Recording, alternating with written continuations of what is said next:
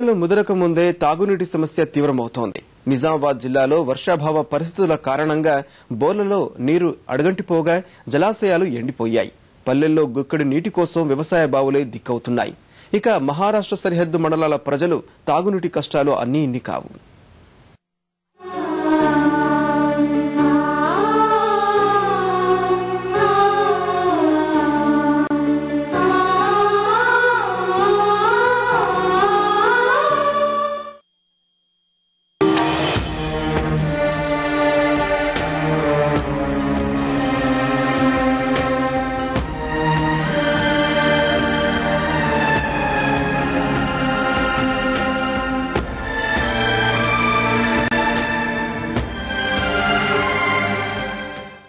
పెరుగుతున్న వేసవి తాపంతో నిజామాబాద్ జిల్లాలో తాగునీటి కష్టాలు రోజురోజుకు ఎక్కువవుతున్నాయి.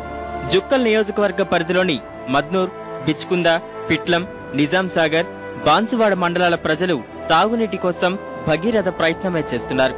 గుక్కెడు నీటి కోసం బిందెలతో కిలోమీటర్ల మేర నడక సాగిస్తున్నారు. జిల్లాలోని 176 గ్రామాలు తాగునీటి కోసం వ్యవసాయ బావులపైనే ఆధారపడుతున్నారు. పెరిగిన విద్యుత్ కోతలతో బావుల్లో నీరున్నా దొరకని పరిస్థితి నెలకొంది.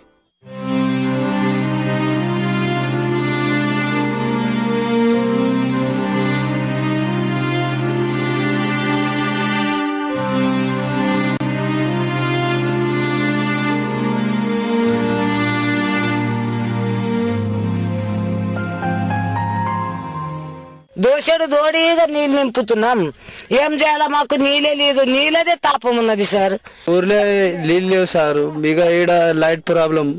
ఒక గంట సేపు ఉంటది లైట్ లేకుంటే ఇక వాగులో పోవాలా. పొద్దున దాకా పోతుంది लिंपाలంటే. आम्हाला सारा उन्हातच राहावं लागते. पाणी नाही काय नाही. होळाचं पाणी न्यावं, घरात धुणं पाण्यातच दिवस जातात. किती म्हणून पाणी न्यावं बरं? తాగునీటి సమస్య పరిష్కరించేందుకు ట్యాంకర్ల ద్వారా నీటిని సరఫరా చేస్తున్నామని అధికారులు చెబుతున్నా క్షేత్రస్థాయిలో పరిస్థితులు మరోలా ఉన్నాయి. నీటి కోసం స్థానికులు తెల్లవారక ముందే మైళ్ల దూరంలోని బావులు, చెలిమలకు వెళ్తున్నారు. మహారాష్ట్ర సరిహద్దులోని గ్రామాల వాసులు సమస్యలను వివరించాలనుకున్నా అధికారులకు భాష సమస్యగా మారింది.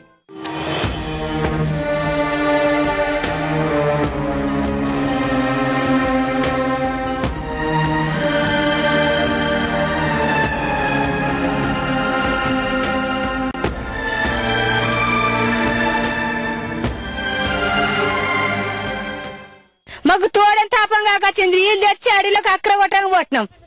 నీళ్ళు ఏం లేవు, ఎక్కడ లేవు. మాకు నీళ్ళు ఇస్తే మేము ఓట్లేస్తాం, లేకపోతే అయ్యాం. కనీసం పశువులకు త్రాగటానికి కూడా నీళ్ళు లేవు. ప్రజలు కూడా తీవ్ర నీటి కొరత బాగా ఉంది ఇక్కడ. ఎండలు మండక ముందే ఈ పరిస్థితి ఉంటే మరో 2 నెలల్లో తాగునీటి ఎద్దడి ఎలా ఉంటుందోనని స్థానిక వాసులు ఆందోళన వ్యక్తం చేస్తున్నారు.